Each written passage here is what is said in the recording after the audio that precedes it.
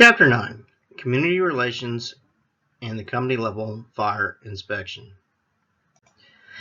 Objective 1, describe community relations. To establish a positive relationship within the community, the company officer must first know who the external customers are, the environment where they live.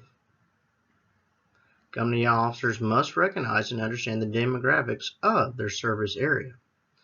Officers must be able to use the appropriate methods for dealing with customer concerns and complaints. Goodwill of the organization and credibility of the fire officer depends on resolution of citizen concerns. Public information officers and senior staff or fire chief may need to handle complex citizen complaints or concerns. Company officers must know community statistics, characteristics, and demographics in order to understand its composition. Populations are categorized into groups based off of physical, social, or economic characteristics, such as age, education, occupation, geographical location, sex, marital status, and family size. Demographics are used in public service to determine specific groups within a service area in order to properly serve their needs. When diversity, cultural beliefs, considered in public safety education, programs become more efficient and effective and have more credibility.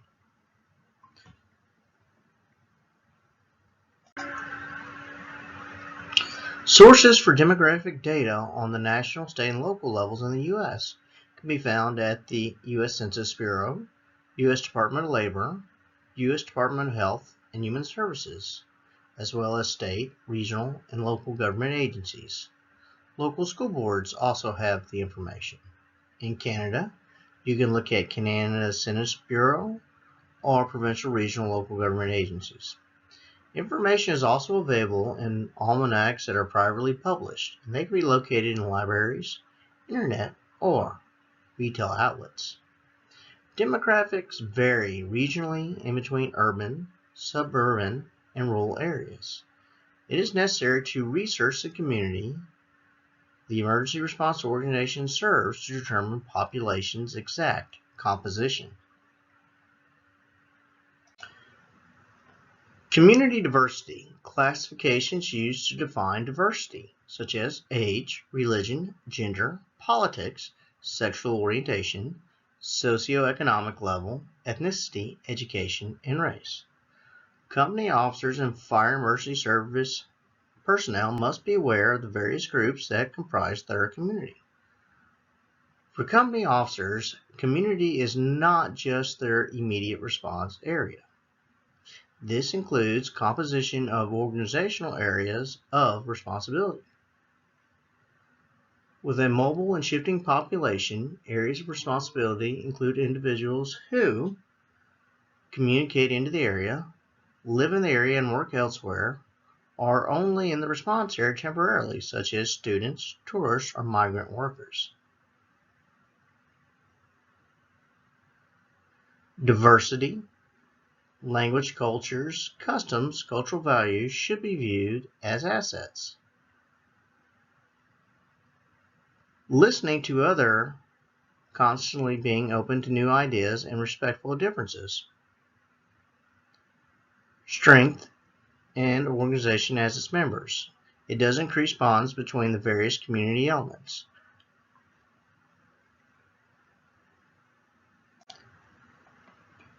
Diversity can also create challenges between service providers and customers. A lack of understanding creates an us and them mentality that can separate people. The language people use or their attitudes and perceived priorities are often used to classify them. Inability to speak or understand a population's language makes it extremely difficult to resolve issues or provide services. People who speak the dominant language can be classified by their accents and stereotyped by genre and perceptions.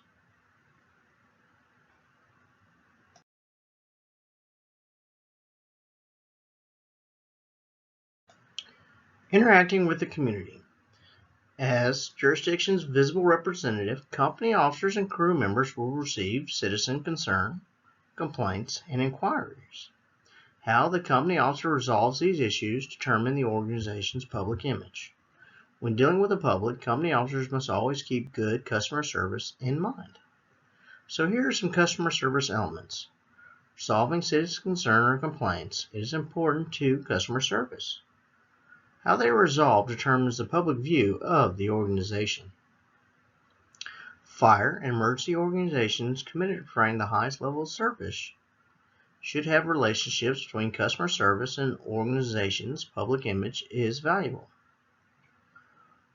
All such issues must be resolved or referred as reasonably and quickly as possible in accordance with the organization policies and procedures.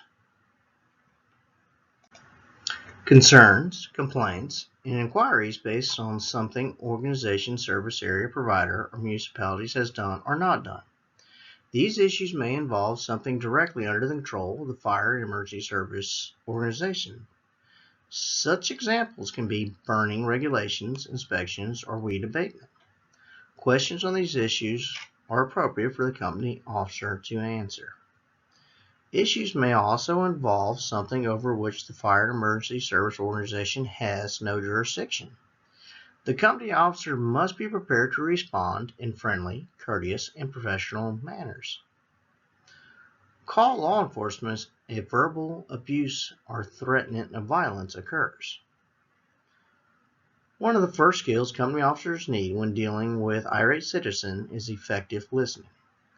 Company officers must develop the ability to hear and interpret what citizens mean, even if they are unable to articulate the concerns clearly.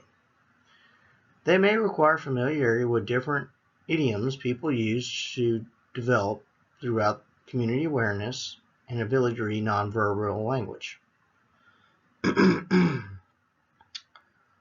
Letting citizens voice complaints often calms them and enables them to see rationally. Essentially, that officer tries to understand the true nature of the complaint. Once real issue identification, the company officer can resolve the issue or refer to an appropriate person. Resolving all concerns, complaints, and inquiries, including those involving personnel acts or omission, is a duty of all members of the organization. Quality customer service should be modeled for entire company to follow. Resolutions may require company officers to speak on citizens' behalf with whoever is empowered to deal with the issue. Citizen concerns must remain a priority until it is resolved. In some cases, the best solution is to let the citizen speak directly to the appropriate person. During emergency operations, this should not interfere with the operation. It requires tact. Explain without insulting about importance of the emergency. They must wait until emergency incident is terminated to resolve. The citizen may approach the chief officer with a complaint or a problem. They may assign a company officer to investigate. They should use necessary resources to research, address, and concerns. Refer the citizen to the appropriate authority.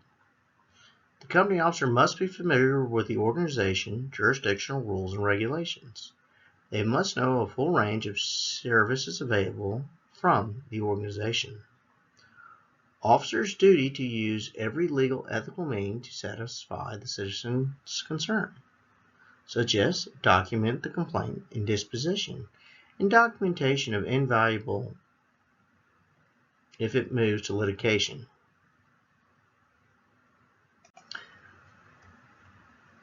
Employees' acts or omissions. Handle these citizen complaints with extreme care, sensitivity in terms of the organizational image, and concern for the rights of all involved, and possible litigation should be at the forefront most. Company officers receiving complaint must know and follow your organizational policy to the letter. It usually requires documenting the incident and gathering as much pertinent information as possible from all parties. Some organizations have a standard form. Once information is gathered, reassure a citizen that the complaint will be fully investigated and they will be informed of the results. Forward the complaint through the channel to the appropriate individual or office. Company officers who received original complaint may not be involved in the investigation. If assigned, take care not to divulge privileged or confidential information to that person. Clarify what information can and cannot be made public before contacting the complainant. Jurisdiction's legal department may also be able to provide guidance in this matter. Public inquiries, often similar to handling citizen concern, but are usually less challenging and confrontational. Citizen concerns or complaints often begin with a seemingly straightforward inquiry. Only when a citizen gets the anticipated response, the true nature of the injury is revealed. In most cases, citizen inquiries are just genuine requests for information or clarification. The company officer must develop the ability to hear what the citizen means as well as what they are asking. Company officers should be able to refer the citizen to the appropriate authority. Public relations markets the organization to the community. Purpose: build relationship with community based on trust and commitment, and it should be in line with the organization's mission and vision. The company officer role: create and maintain a positive public image. Be familiar with the process. Participate in community activities.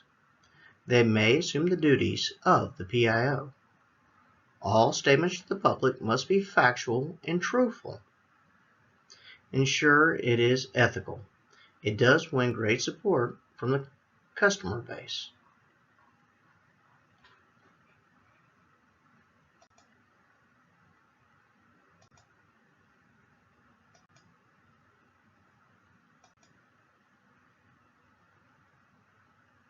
Learning Objective 2. Explain the process of a company-level fire inspection. Company-level inspections. Company officers may be responsible for conducting company-level fire and life safety inspections within their area. It has a twofold purpose. 1. Ensuring that the fire and life safety code requirements are adhered to within the public. And 2. It's providing the owner and occupant with safety educational materials and information. It ensures that fire and life safety code requirements are adhered to within the public facility. It can be a proactive loss control approach intended to reduce the potential for and severity of fires and other instances. It also reduces the loss that hazard conditions can require both a proactive and reactive approach. For many years, reactive approaches took precedence. However, in recent years, proactive approach has gained more attention and more resources. Fire prevention has expanded to include life safety topics. Public education has added information targeted at specific at-risk groups of people. Investigations have increased the use of advanced technology and subject profiling. As a basis for the proactive approach, fire emergency service organizations must know what hazards the community might be exposed to, risk those hazards can create. The second purpose of fire and life safety inspections. It provides the owner and occupant with safety educational material information.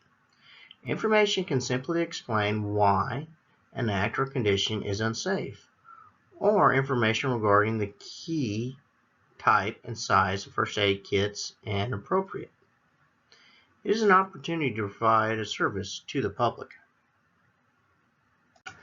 According to NFPA 1021, the Level 1 fire officers are responsible for conducting fire and life safety inspections. Company officers must recognize the authority and limits of the authority pertaining them to make inspections. They must also be familiar with ordinances, codes, and standards that building owners and occupants are required to meet. The officer must know steps to take in preparing for and conducting the inspection, and how to conduct exit drills, how to inspect and test private fire protection and signaling systems. Authority. In general, unless an emergency is in progress on property, fire emergency responders cannot enter private property without obtaining permission from the owner or occupant. Under common law and most statutory law, existence of an emergency consists implied permission to enter. Two exceptions in which property under ownership control of a parent organization has granted permission to enter, such as military and members of an industrial fire brigade on company property.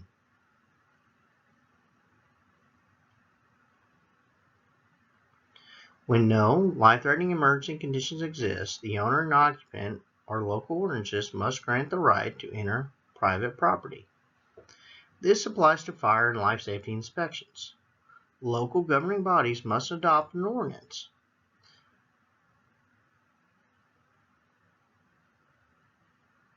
The fire chief and designate representative to enter a private property within jurisdiction at any reasonable hour to conduct fire and life safety and inspections. It should contain a section such as specific authorities inspecting personnel to enter, provide for issuance of an inspection warrant if the occupant refuses to allow inspection personnel to enter. Essentially, what they need to do is write or adopt some ordinance, code, and standard in order to make entry. Local jurisdictions often adopt one or more ordinances delegating authority to the fire chief for protecting the public from fire and other life safety hazards. Through these ordinances, local jurisdictions adopt natural model, building, and fire codes and standards by reference. When adopting a particular model code addition, governing bodies may amend it to make it more applicable to the local condition. Ordinance would adopt specific additions of the code as amended as law within the jurisdiction. Addition of the code continues to be applicable within jurisdiction even after a new edition is published, unless the governing body chooses to adopt the newer code. Company officers should refer to Fire Prevention Division when inspecting buildings and facilities, and when they have questions regarding potential code infractions. Local fire prevention officers should be notified if significant life safety issues are found. Communities have shifted much of the responsibility to the fire and life safety to the owners and occupants of the structure. Stronger fire and life safety codes have required improvements in passive and active fire protection, elements of building construction, and processes control. Suppression systems have been required in new buildings of a given size or occupancy type. Hazardous processes have been eliminated from certain construction types. Building ventilation systems have been designed with controls to permit their use in moving contaminated atmosphere out of the structure. Model Building Code. The purpose. It provides municipalities and jurisdictions with the ability to control structure, construction, and use. It ensures life safety of the building occupants. There are primarily two major organizations that develop the model building codes and include requirements for structural, electrical, and plumbing safety. Those are the National Fire Protection Agency, NFPA, and the ICC, which is the International Code Council. Local jurisdictions. What they do is adopt the model code, and sometimes they alter it to ensure that it fits into their community. They can assign enforcement responsibilities to departments such as building, electrical, plumbing, and fire inspections. The ICC and NFPA publish individual code books for such things as building construction, electrical installation, plumbing installation, and other building components. Building construction types. The classification is based upon the material used in the construction. and this directly relates to hourly fire-resistant rating of structural components. The type of building construction area is determined by the jurisdiction's adopted code. Existing structures may not be required to meet code. This is often in older areas, unless significant renovation is performed. If so, then proper organization should be notified. Individual building inspections are necessary to determine the type of construction, the current occupancy use, and alterations made, as well as potential hazards to occupants and emergency responders.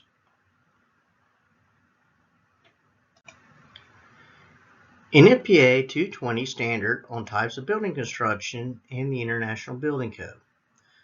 They have classifications that are consistent with the National Fire Incident Reporting System. NFPA 220 uses Roman numerals to designate the 5 major classifications, from Type 1 through 5.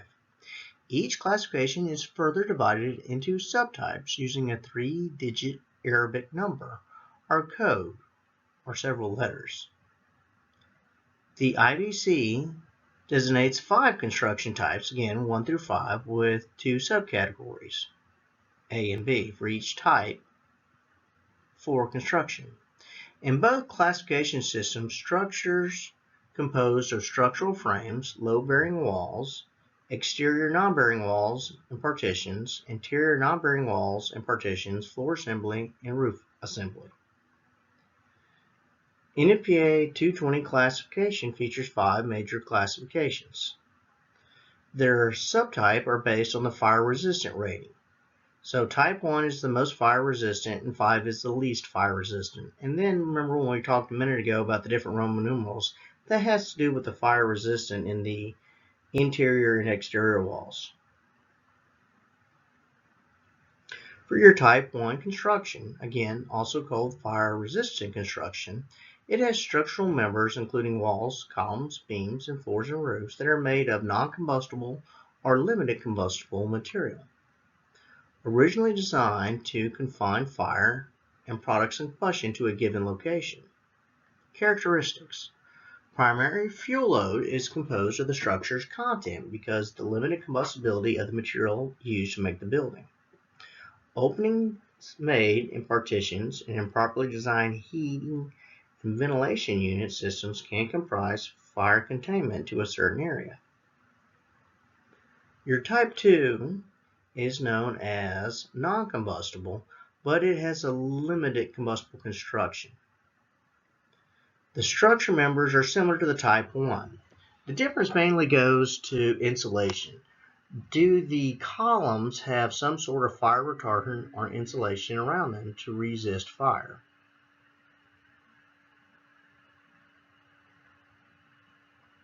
Some of the characteristics. The content of the structure, again, is primarily the fuel load. Roofs are often flat, built-up types. They may contain combustible felt and roofing tar. Fire extinction of the roof can cause the entire roof to become involved and fail. Type 3 construction is commonly called ordinary construction. This is where you have exterior walls and structural members that are portions of an exterior wall that are made of non-combustible or limited combustible material. The interior structural membranes include walls, columns, beams, floors, and roofs that may be completely or partially constructed to wood. The wood, smaller dimensions than are required for your heavy timber. They can reduce fire hazards with fire stops and in concealed spaces. Oftentimes, this can be referred to as Main Street America. Fire concerns. Fire and smoke spread through concealed spaces between walls, floors, and ceilings. Heat conditions to concealed spaces through finished material holes and finished material can cause heat, smoke, and gases spread to other parts of the structure. Fire actually burning within a concealed space and feed on combustible construction materials in those spaces can be a damage.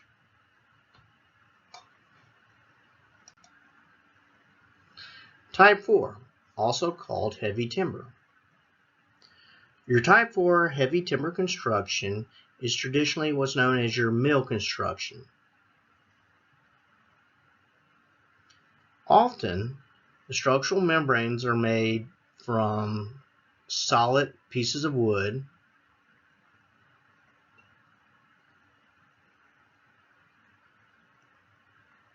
They can often be seen in churches in newer Type 4 construction. But mainly, as I said, your Type 4 constructions are your old mills and your heavy timber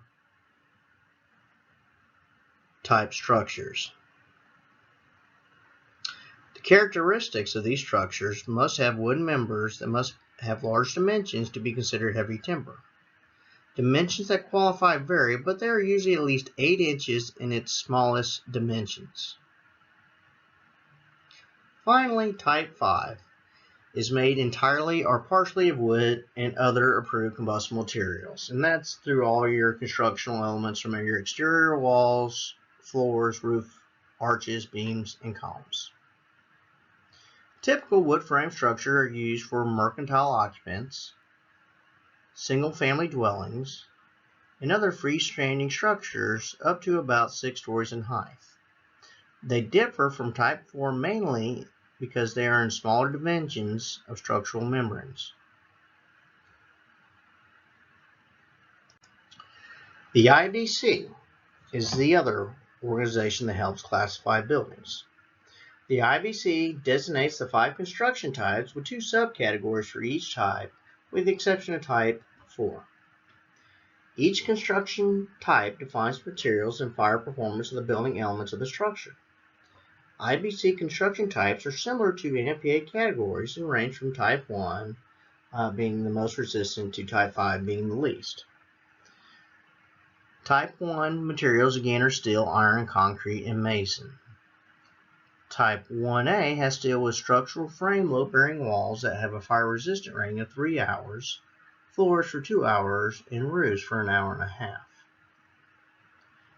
Type 1B has a different rating in terms of structural frame load-bearing walls have a 2-hour fire-resistant rating, floors are 2, and roofs are 1. The Type 2 is non-combustible with reduced fire-resistant rating compared to the Type 1. Often referred to, although not entirely accurate, as a 1-hour building, with bearing walls and floors having 1-hour resistance rating. Type 2A is non-combustible fire-resistant material similar to Type 1. Your structural elements can be steel, concrete, and masonry. Type 2B is approved non-combustible material that may have no assigned fire-resisting rating. Type 3 is your structural element of any material permitted by code with exterior bearing walls of 2-hour fire-resistant rating. Type 3A requires material provide an hour fire-resistant construction throughout the structure. Type 3B lacks the 1-hour fire-resistant construction requirement.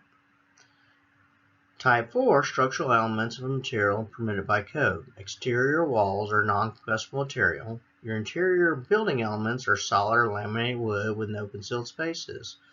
Again, this is also known as heavy timber. They must have permanent partitions. Members of structural frame must have a minimum fire-resistant rating of at least 1 hour. Characteristics. Exterior walls may have fire-retardant treated wood frame with a 2-hour resistant rating or less. Wooden columns require a minimum of 8-inch dimension lumbers, with not less than 6. Normal width when supporting a floor, or no less than 8 inch of normal depth when supporting a roof or ceiling load only. Floor framing requires sawn or glued laminate timbers of at least 6 inches nominal width at not less than 10 inches in depth. Your roof framing requirements requires wood frame or glued laminate arches for the roof construction that rise from the floor with a minimum of 6 inches and a nominal width of 8 inches. Normal depth for the first half of its length and then no less than 6 inches nominal dimensions for the top half of its length. Roofs must be constructed without concealed spaces. Type 5, also known as wood frame construction. structural elements, exterior and interior walls, fitting material, and code permits. And its subcategory is type 5A, which requires a 1-hour fire-resistant rating for structural elements except for non-bearing interior walls and partitions.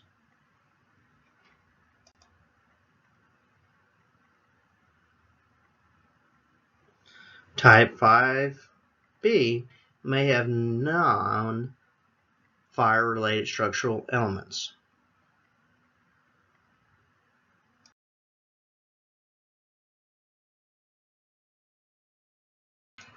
Inspection responsibility.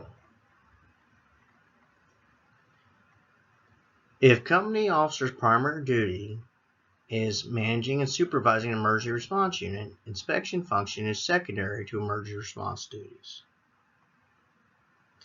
All unit members must understand that inspection may be interrupted by an emergency. Encountering hazardous conditions, on-duty company officers must not ignore. All emergency responders have a legal and moral duty to act.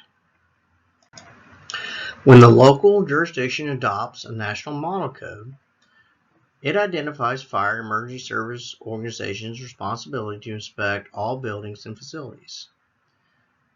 Specifies that fire chief responsible for ensuring buildings and facilities inspected. The fire chief does delegate this responsibility to the fire marshal, which usually delegates the actual inspection to the fire prevention officer or personnel at the unit level.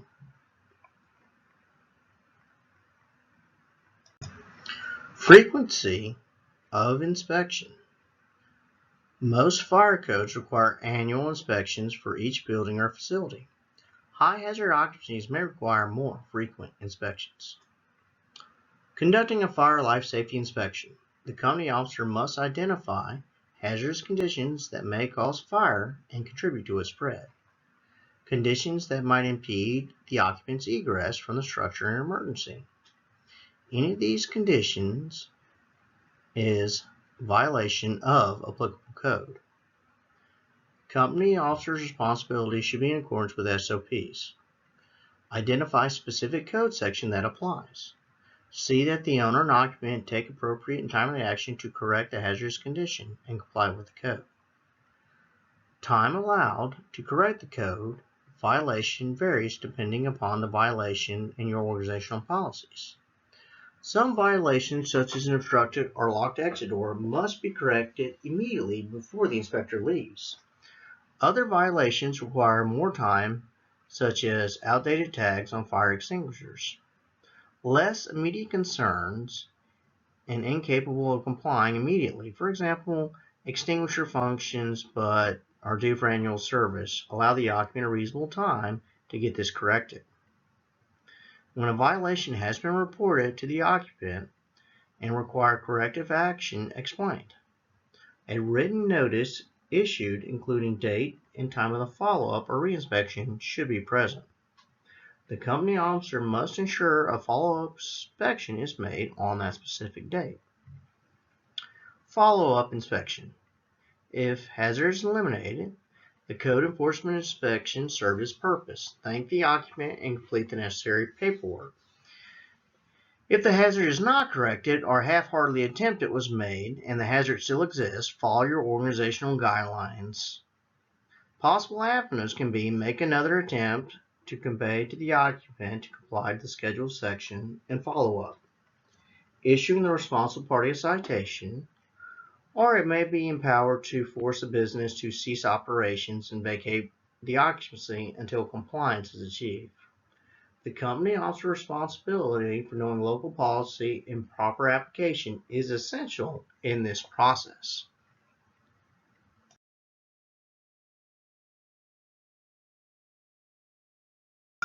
Preparing for inspections. Major factors in a successful life safety inspection is preparation.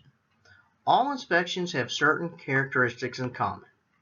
Each occupancy class has characteristics that make it different from all the other classes. Extent. Company officer prepares to inspect a particular occupancy is often determines the quality of the result of the inspection.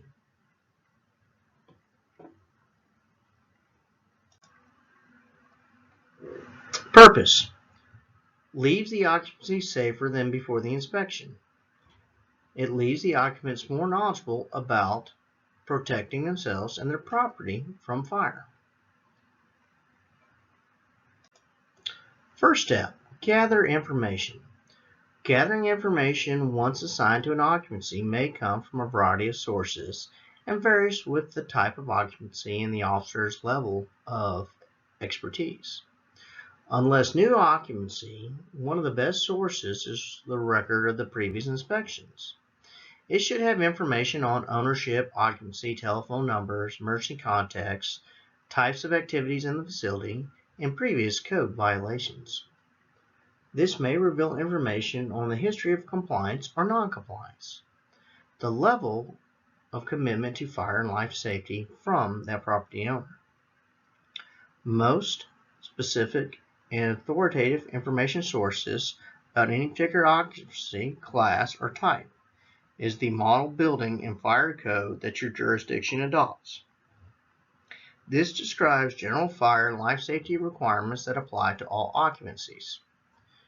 Detail exactly what is required for various processes and many different occupancy types. To become familiar with requirements for the type of the occupancy they have been assigned to inspect, the company officer should consult the local building and fire code that has been adopted and other sources as needed.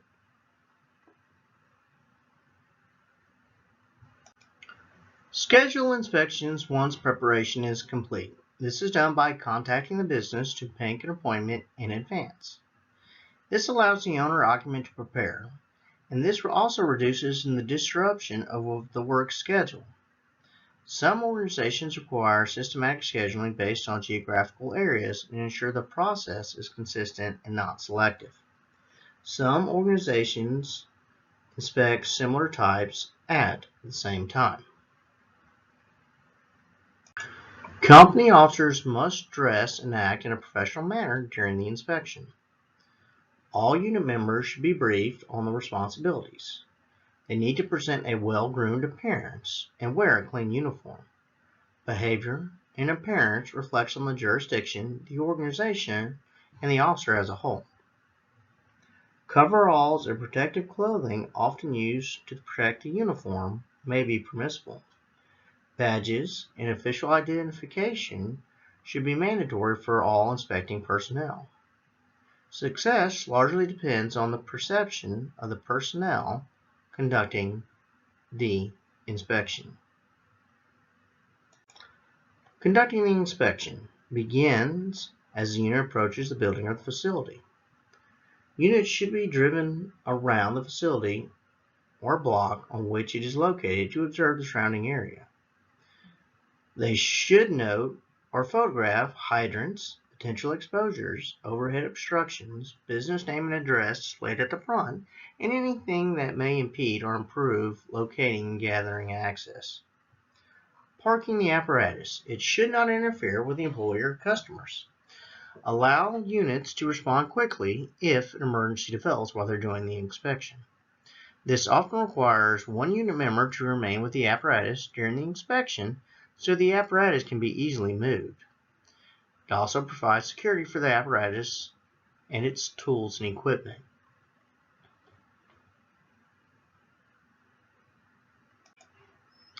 Company officers should enter through the main entrance and go directly to the main office or reception desk. The contact person responsible for safety and security, which may be the owner, manager, or maintenance supervisor, should be the one you're talking to.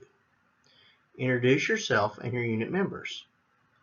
The company officer states again the reason for the visit, explains the purpose of the inspection, how it will be conducted, and possible outcomes.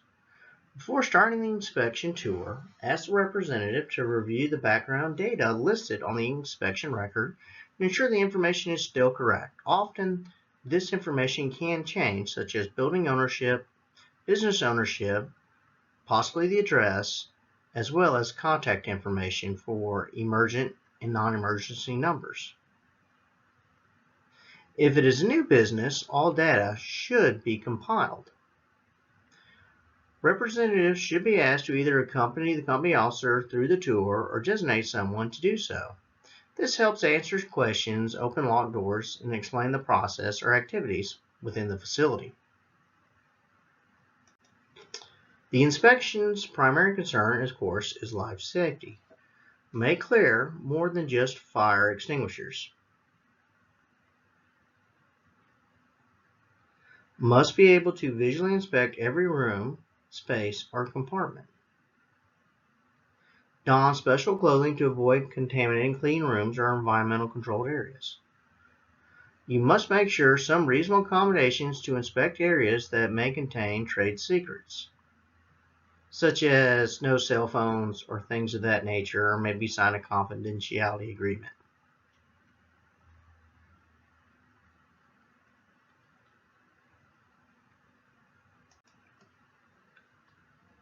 There is no set pattern for conducting inspections, but choose a pattern that must be systematic and thorough. Businesses may vary greatly in area and time of inspection. You may choose to start a formal inspection outside. Allow the inspector to measure the building and make notes or take pictures of important features. If there is a sprinkler system, you may want to check to ensure that the post indicating valve is in the open position.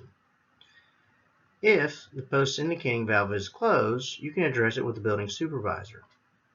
Once inside, you may start at the lowest level and work your way up to the roof, or vice versa. Starting at the roof can allow to see the entire facility from a different vantage point. Exposed features missed from grade level. The most important consideration is every compartment is inspected. A representative should be asked to open any doors found to be locked. Checking floor plans against previous plans to check for remodeling or addition is also essential. Then you need to draw up a floor plan during the inspection tour if none exist.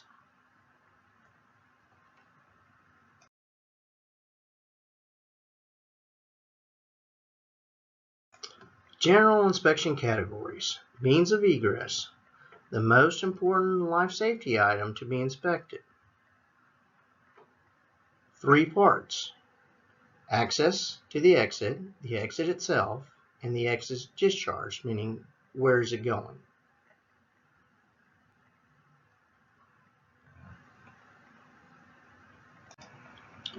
The exit may discharge into a public way, lead to a point of safety or an area of refuge. All means of egress must be usable by persons with severe mobility impairments according to NFPA 101, NFPA 1, and the ICC and ANSI 117.1. Obstructions.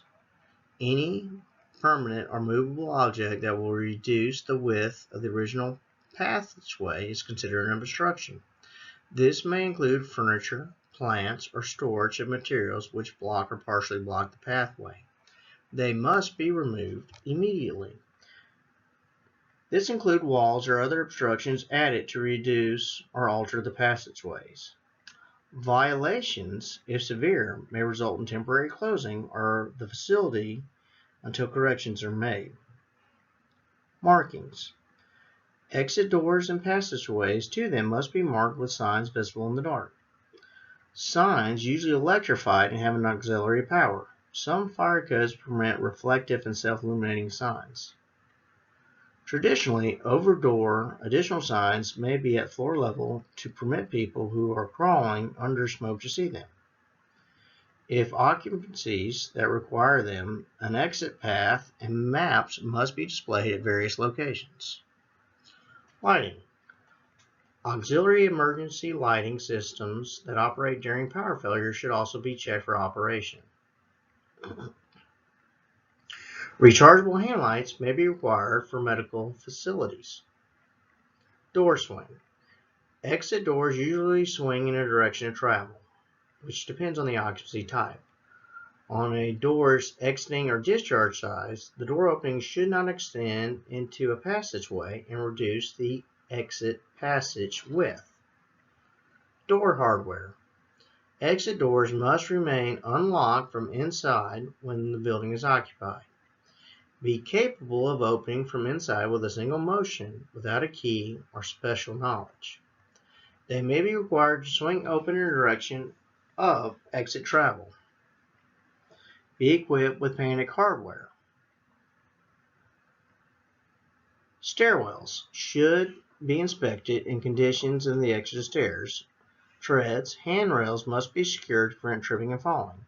Interior locks should not prevent re-entry to all floors if required. Re-entry permits shelters in place on selected floors. Lights and signs must be in place and operational. Housekeeping. Workplace trash and litter accumulation can be hazardous. It also may obscure or block access to the means of egress. This also provides additional fuel for fire and creates a trip and fall hazard. Concealed other hazards such as leaking pipes or exposed wiring. It is also an indication of how an owner or employees feel about the safe work environment. Processes. Hazards. Start fires, contribute to fire spreads, or contaminates the environment. Requirements for each occupancy class and codes. Most research applicable to occupancy code requirements before inspecting. Storage. Wide variety of sizes and materials. Flammable material must be kept separate from sources of ignition and may prohibit smoking and/or welding and cutting in those areas. They must not interfere with automatic sprinkler or other built-in fire protection devices or systems. High-stack storage may require in-rack automatic sprinkler systems. Exit passageways must be marked and unobstructed. Waste management. Accumulations of flammable or combustible waste can be a significant fire and life safety hazards. Examples can be oily rags and waste paper. They must be kept separate from the ignition sources, often means proper containment. The approval of self-closing containers and flammable trash and metal containers within sprinklered enclosures. Fire protection. Items based on the assumption other fire prevention strategies are not always successful in preventing the fires. The employee's ability to recognize and report a fire, the employee's ability to correctly use portable fire extinguishers, and built-in fire detection alarm systems, automatic sprinklers, and other built-in fire suppression systems. The company-level personnel must possess sufficient knowledge and skills to be able to answer employees' questions related to fire prevention and protection. Assist plant safety and security personnel when asked. Inspect and, if required, test built-in fire detection and suppression systems. Company-level pre-inspection research is critical for all inspections. Our primary codes come from the Model Code family. The majority are related to building and fire safety in North America, and they are basically built around occupational type and use of the building or structure. Your primary code writing agencies that are currently in use are NFPA, the ICC, which is the International Code Council, and the National Building and Fire Codes of Canada.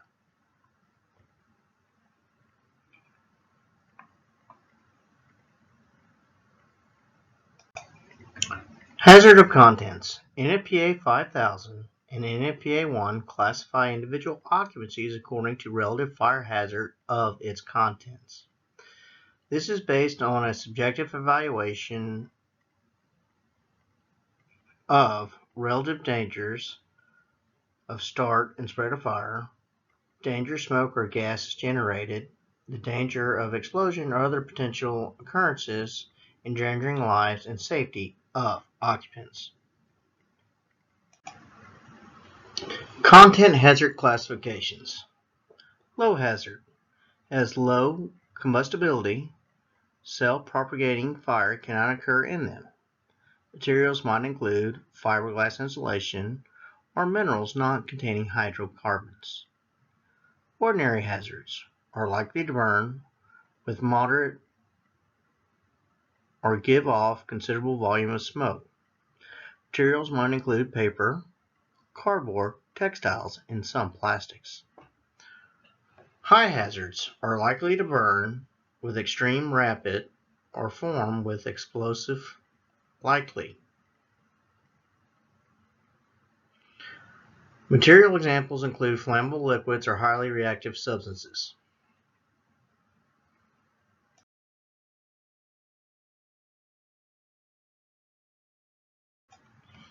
Hazardous material markings. The company level personnel must be familiar with the marking system used to identify hazardous materials and processes. This may include DOT placards, labels, and markings, other markings and marking systems, labels, labeling systems, color codes, and signs. Markings may be simple or highly complex. Some fixed facilities and containers may have identification numbers that correspond to site or emergency plans that can provide details on the product quantity and other pertinent information. NFPA 704, widely recognized method for indicating the presence of hazards and materials at commercial, manufacturing, industrial, or other fixed storage facilities. Often required by local building and fire codes for all occupancies that contain hazardous materials. They are designed to alert fire and emergency service responders to the health, flammability, instability, and relative hazards such as oxidizers, water reactive materials, to name a few. Essentially, this is your NFPA diamond.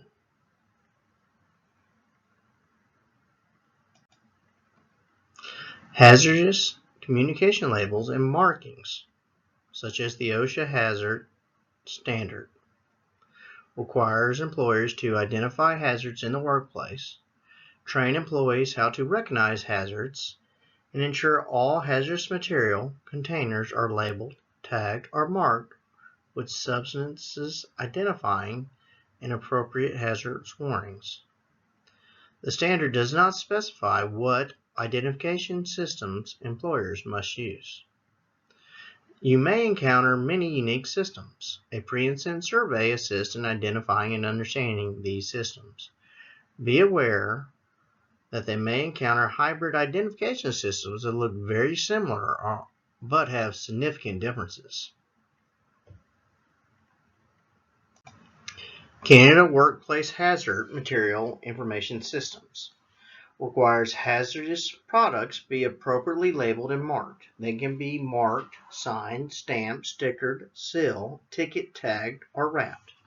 They can be attached, imprinted, stenciled, or embossed on the control product or its container. There are two different types used most often: a supplier label or a workplace label. The supplier label must appear on all control products received at workplaces in Canada. They contain your product identifier, supplier identification, a statement that a safety data sheet is available, hazardous symbols, risky phrases, precautionary measures, first aid. All text should be in English and in French. If the product always used in a container with a label, no other label is required unless lost or unreadable. If the material is moved into another container for workplace use, the new container must have the workplace label. Workplace labels must appear on all controlled products the employer produced or uses in the workplace or transferred to other containers. It must provide the product identifier, information for safe handling, and statement that the SDS is available. The employer may wish, but not legally required, to put more information on the labels. Labels may appear in placard form on controlled products received in bulk. U.S. and Canada safety color codes can provide clues to the nature and hazardous material building and facilities. ANSI Z535.1 has established a system recommended for use in the U.S. and Canada. Red means danger or stop. It is often used on flammable liquids, emergency stop bars, stop button, and fire protection equipment. Orange means warning, used on hazardous machinery that can crush, cut, or injure. Yellow means caution. It may be solid yellow, yellow and black striped, or yellow and black checkered. Physical hazards such as tripping hazard is an example. Containers with corrosive or unstable material may also be an example. Green marks safety equipment, first aid stations, safety showers, and exit routes to name a few. The blue mark safety information signage or label marking is for required personal protective equipment.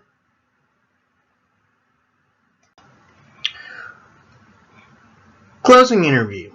You should discuss with the representative the findings when the inspection is complete.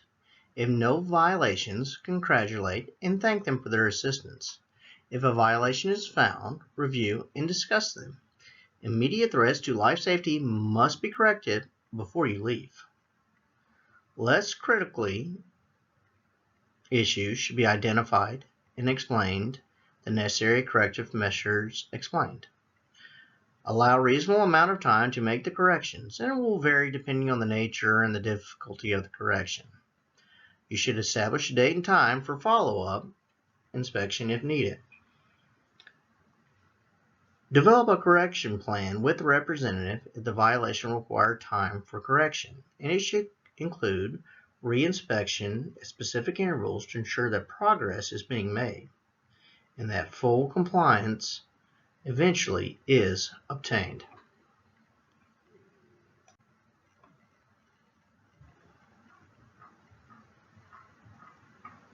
Documentation. It is extremely important. As such, it must be complete, accurate, and readable. It creates an inspection history for every occupancy inspected. It may be needed to force compliance with code requirements. It can also be used as evidence if fire occurs. It can also be used for statistical purposes. Reports can provide to operational units that respond to the facility or building. Important changes should be noted, such as floor plan, use or processes, accesses, occupancy status. This can also be used to update a pre-incident plan or generate a pre-incident survey. Conducting exit drills. This may be required to conduct an exit drill, and this is particularly important in schools and similar occupancies where many people are gathered. Familiarize occupants with exit procedures and routes. This can also involve response units to familiarize themselves with the exit discharge, exterior safe havens, interior areas of refuge, and possible access routes to approach the facility. Educational occupants must be aware of situations that prevent conducting drills.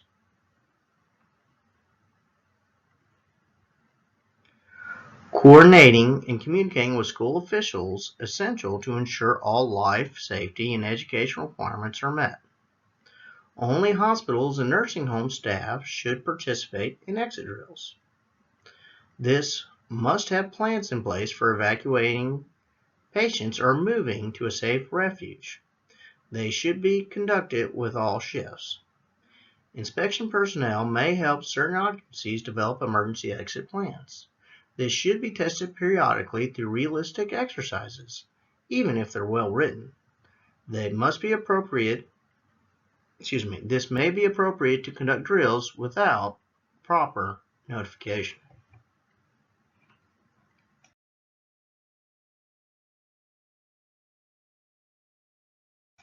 Objective 3. Identify inspection and testing procedures for fire protection systems. Inspection, testing, and fire protection systems. This is a very technical process. Company officers may be required to witness or assist in inspections and testings under supervision or a contracted firm. Company officers should be capable of performing inspection and fire protection system tests at the level their organization requires.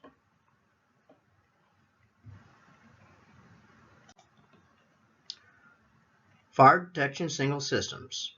There are different types of fire detection and single systems that are installed in various types of occupancy. Each must meet NFPA 72. For the type of system and the activation means. Inspectors and company level personnel must be familiar with how the system operates and how to test them. Local alarm systems. They may be activated manually or by sensors that detect heat, smoke, or flame. Common features. Initiate alarm signals only on premise where they are installed.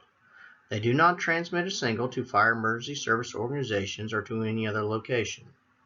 The primary purpose is to alert occupants to a fire so they will leave the building. The secondary purpose is to alert passerby to a fire so they will report it. Auxiliary alarm systems. Used only in communities with municipal alarm box systems.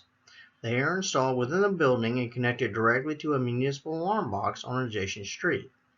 When a fire activates the system, I transmit a signal to the fire and emergency service organizations. Remote station systems are connected directly to the fire and emergency service organization or communications and dispatch centers.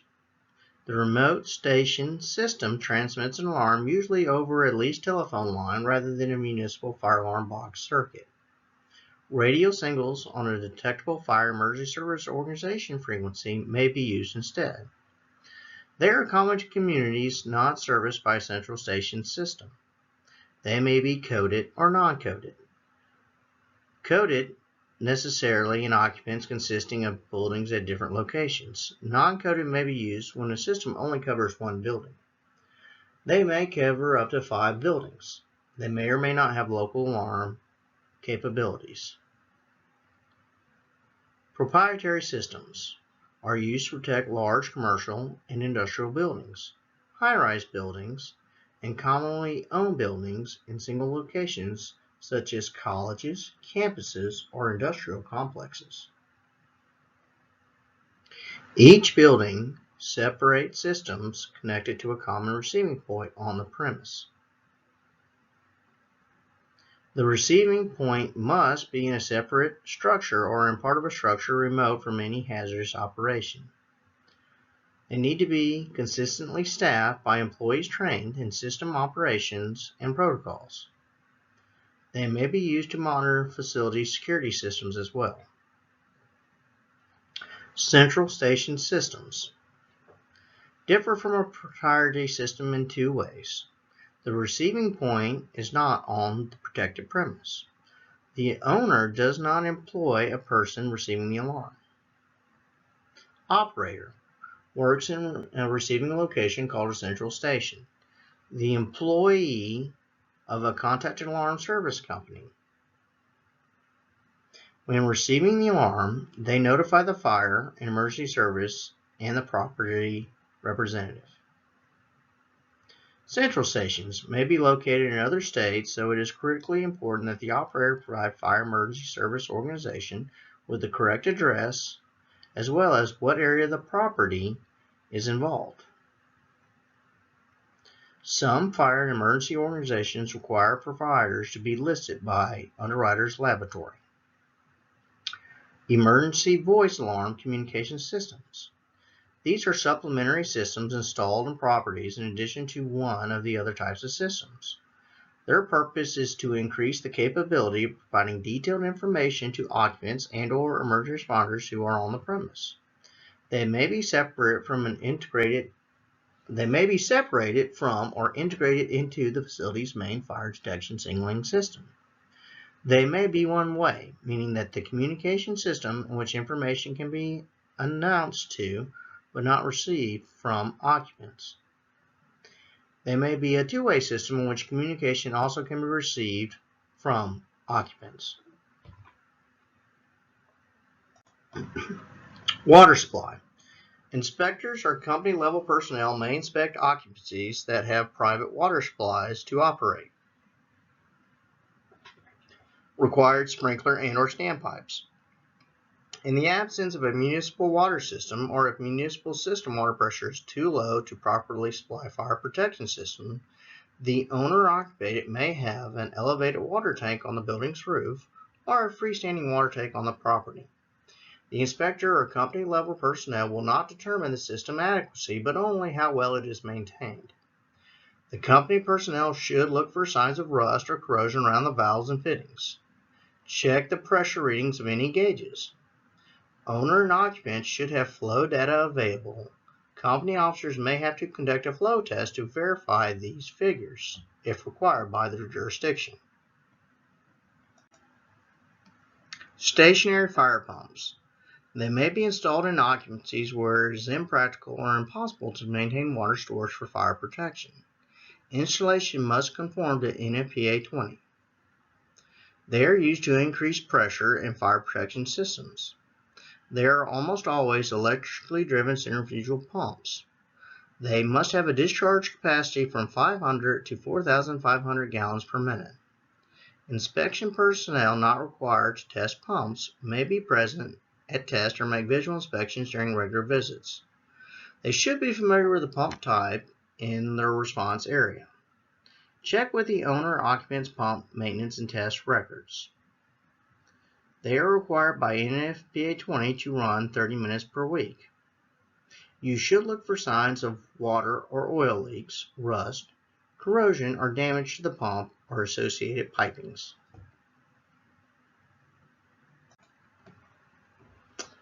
Public fire alarm systems. Fire and emergency service municipalities or other entity usually owns and maintains public fire alarm systems. This may include dedicated fire alarm circuits connected to the street, fire alarm boxes that are individually radio transmitted on a dedicated fire alarm frequency. Classifications. Type A, manual transmission. The operator must retransmit alarm from the box to the fire station. This is necessary to prevent station inundated with fire calls not assigned to it. Jurisdictions with large call volumes. Type B, automatic retransmission. Alarms from these boxes are automatically retransmitted to all stations in the jurisdiction. Performing routine maintenance and testing on the system is usually done by technical personnel or line personnel in some cities.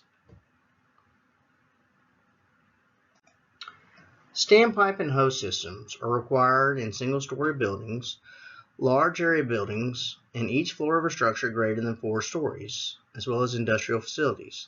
They provide a quick, convenient source of water for manual applications for firefighting. They must be installed in accordance with NFPA 14.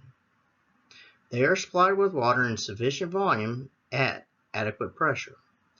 NFPA 14 puts standpipes in 3 different class systems. Class 1 is intended for firefighter personnel trained in large hose line handling. It usually consists of strategically located valves and controlled outlets with a 2.5-inch attachment. They do not have permanent attached hoses or nozzles. The Class 2 system is intended for building occupants with no specific fire training. It allows the occupants to control fire spread until the fire department or fire brigade arrives. This is usually equipped with a rack and a reel of an 1.5-inch fire hose connected to a valve-controlled outlet. They are not intended for emergency responders and are not substitute for an organizational nozzles and hose. Oftentimes, the hose and nozzles are inadequate and they are not required to be tested, so they may fail under fire conditions. Class 3 combines features of Class 1 and 2. This is intended for fire brigades, as well as firefighters and untrained occupants. It must permit 2.5-inch and 1.5-inch hose lines to be used simultaneously. This allows occupants to apply water to a fire until the firefighters or brigade members arrive. This allows firefighter to attack with heavy hose streams. Inspection duties. Check the hose cabinet to see they are free of trash and debris. Check the hose for signs of deterioration. Look for water stains and cuts and abrasions on the surfaces. Fill the hose between the connection and the first fold to see if water is accumulated. This is an indication of a valve partially open or leaking. Disconnect the hose on the inch and a half connection and test the valve by opening it to allow water to flow into a bucket held close to the outlet. Check conditions of the hose threads and gasket while the hose is disconnected. Remove the hose nozzle and check its operation and gaskets.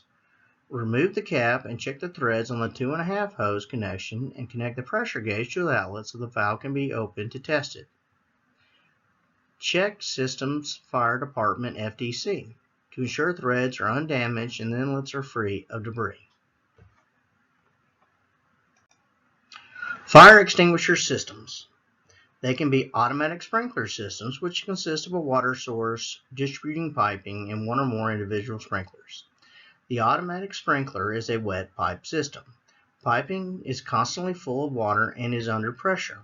Heat from the fire causes one or more sprinkler heads to activate at specific temperatures, allowing water to be discharged directly onto the fire from the open orifice. Wet pipe systems can apply water onto a fire faster than your dry systems, but the water in the piping is subject to freezing. Frozen distribution piping can burst, and linkages in the individual sprinkler can be broken. When frozen piping thaws, the water will flow through the open sprinkler and piping, causing water damage. In cold storage unit and occupancies in cold climates, dry sprinkler systems are required. The automatic dry pipe sprinkler system is distributed piping is filled with air, and this is functional during freezing temperatures. However, there is delay in applying water onto the fire. Essentially, the dry piping system is filled with air and then it is closed. Once the sprinkler head is activated, the air must be released from the system in order for water to be expelled. Pre-action system. This consists of a closed sprinkler head attached to a piping system that contains air under pressure and a secondary detection system. Both must operate before the extinguishing agent is released into the system. This is similar to a dry pipe sprinkler system. A deluge system consists of piping and open sprinklers. Fire detection system is used to activate water or foam control valve. When the system activates, the extinguishing agent is expelled from all sprinkler heads in a designated area. Dry chemical systems must conform to NFPA 17. They are used where rapid extinguishment is required, but reignition is unlikely. The systems are either engineered or pre-engineered. Engineered systems are specifically calculated and constructed for that particular occupancy and fire load. Pre-engineered systems are designed to protect a given amount of area in an occupancy type. Fixed dry chemical systems use the same fire extinguishing agents as portable dry chemical fire extinguishers. They are non-toxic and non-conducting. They do, however, leave a very fine powdery residue, which is extremely difficult to clean up. In some systems, agents and expellant gases are stored in the same tank. In others, they are stored in separate tanks. The local application system is the most common, which discharge agents directly onto a relatively small area such as cooking service in a commercial kitchen, such as an oven deep fryer or commercial range. They are designed to shut off gas when the system actuates. Inspecting local appliance systems. Check the discharge nozzles to see they are not so heavily coated with grease or other material that would not allow them to function as designed. Check the manual controls to see that the safety seals have not been broken. Check the fusible link to see they are clean and intact. Check pressure gauge on the agent tank to see that it is within operating range. Check the service tag to see the system has been serviced within the preceding year.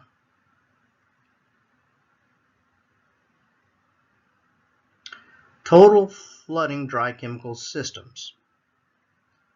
They are installed in areas such as paint spray booths where a heavy cloud of agent is needed to fill the entire space when discharged. They are actuated manually or automatically. Automatic action by a fusible link holding a spring-loaded cable to the system controls. Inspection of total flooding system. The same items as for local appliance systems. Ensure that the manual activation is unobstructed. Ensure seals and tamper indicators are intact, and ensure the occupants are familiar with the system. Multiple manual activation devices may be required at exits from an area. Wet chemical systems are designed to be installed in commercial range hoods and plumes and ducts. They must conform to NFPA 17 standard. The agent is typically a mixture of water and either potassium carbonated or potassium activated, delivered in a spray form. This is well suited for your cooking and oil-related applications. The agent forms a non-combustible soap on the surface of animal and vegetable oils and separates the fuel from the oxygen, extinguishing the fire. This is known as saponification. Components of a wet chemical system are essentially the same as the dry system, as are items to be inspected. Portable fire extinguishers in immediate areas must be compatible and K-rated. Carbon dioxide systems must conform to NFPA 12. They are designed at either local application or totally flood systems depending on the situation. They can be hazardous to anyone in the flooded compartment, that is extinguishing by excluding the oxygen. The total flooding system must have a pre-discharge alarm to warn of impending discharge and allow enough time for people to evacuate the area. Both manual and automatic activation pre-discharge alarms. They have emergency manual activation devices that discharge the agents immediately and without warning. In automatic model systems, they are actually by heat and rate of rise smoke or flame detectors. Supply. Local application, usually one or more small cylinder is in a protected area. The total flooding large tank or banks of cylinders discharge through the piping system. You should inspect basically the same as a fixed extinguishing system. Halogen agent systems contain atoms from halogen series of chemical elements, such as fluorine, chlorine, bromine, and iodine. They are primarily effective on Class B and Class C fires. They were originally considered clean agents that leave no residue. International restrictions have been placed on halon products because they can deem to be harmful to humans in the Earth's ozone layer. The Montreal Protocol of 1987 provided for a phase-out of halon and banned manufacturing of new halon agents after January 1, 1994. Limited production continues due to some exceptions. Halon 1211 is the most common in portable extinguishers. Halon 1301 in some portable fire extinguishers are more common in your fixed systems.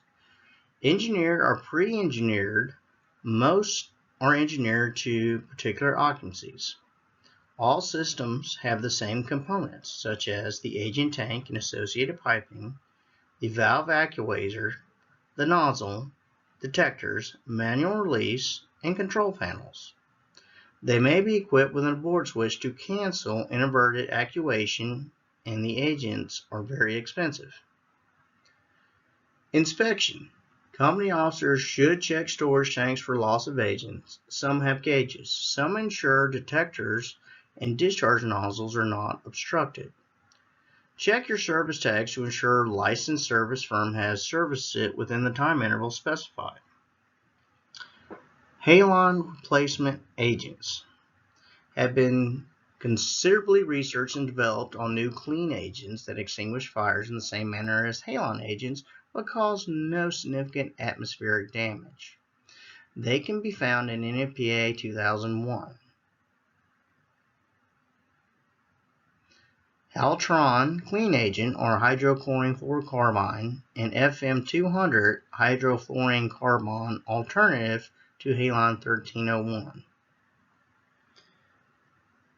Energen is a blend of these natural occurring gases such as nitrogen, argon, and carbon dioxide.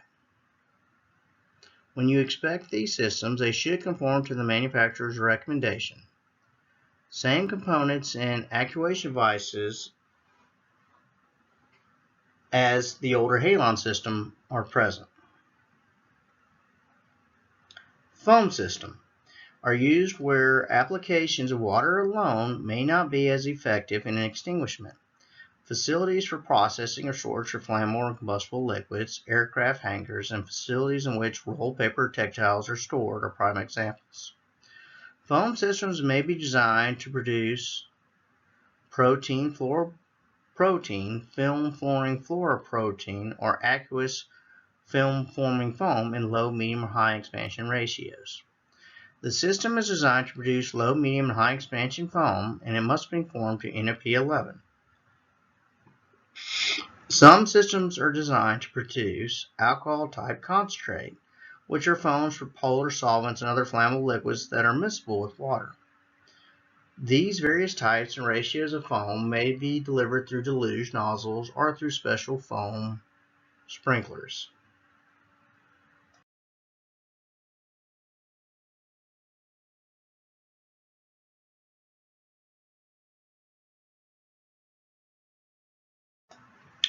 Portable fire extinguishers.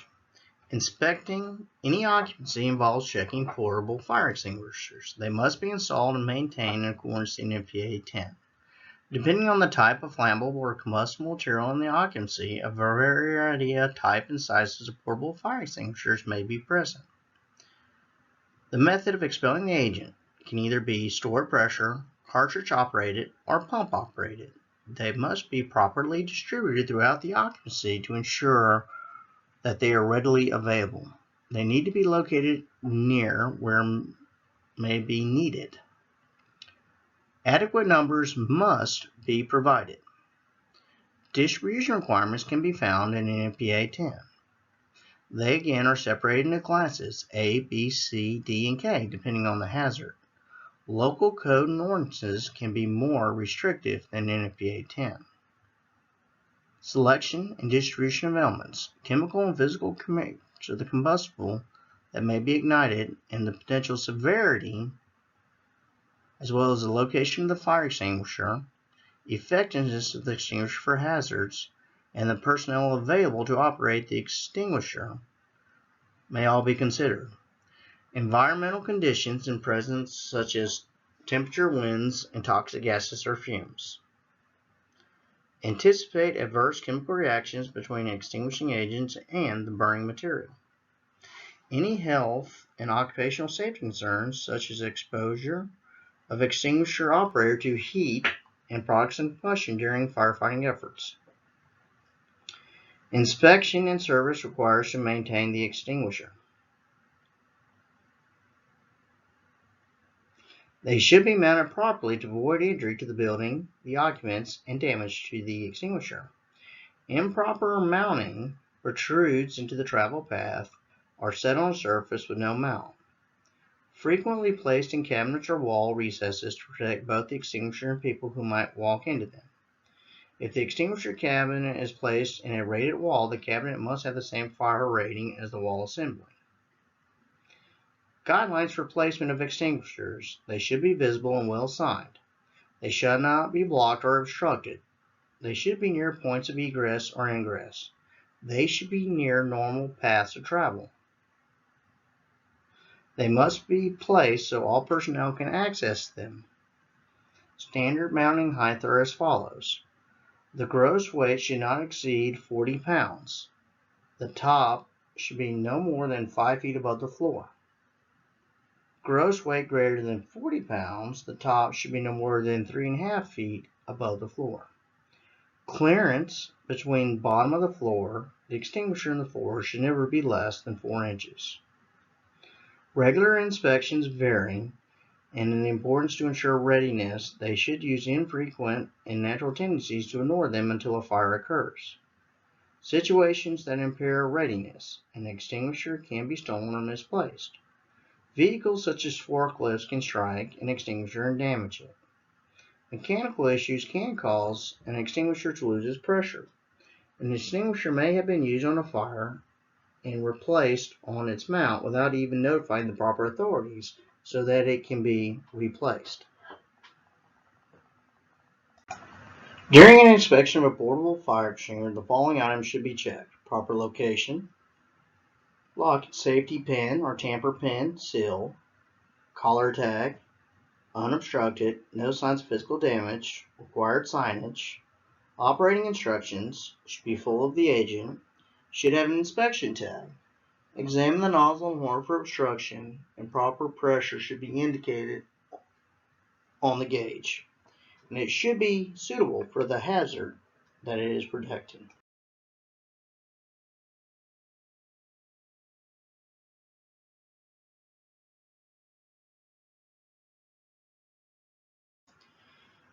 As the first line of contact with the public, company officers must know about the diverse composition of their community in order to provide the best customer service. Company officers must use interpersonal skills, tact, and ethics to respond to concern, complaints, and inquiries that may be sensitive in nature. Code enforcement, fire risk analysis, and inspections are proactive actions that help to ensure a safer response area and may be the responsibility of company officers. Okay, gang, if you have any questions, you can email me at aroberts@athenstech.edu or call me in the office. Until next time, be safe and have a great day.